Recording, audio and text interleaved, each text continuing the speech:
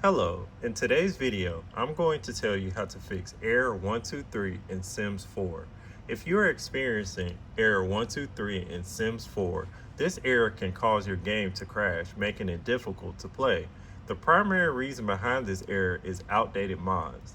The solution to fix this is to delete the outdated mods and download their updated versions.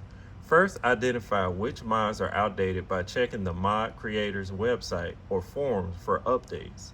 Then go to the folder where your Sims 4 mods are stored and compare the version of your installed mods with the latest versions available online. Once you have identified the outdated mods, delete all the outdated mods. Next, download the updated versions of the mods from the platform where you originally downloaded the mods. Save the downloaded mod files to your computer and then install the updated mods by copying the downloaded files into the mods folder.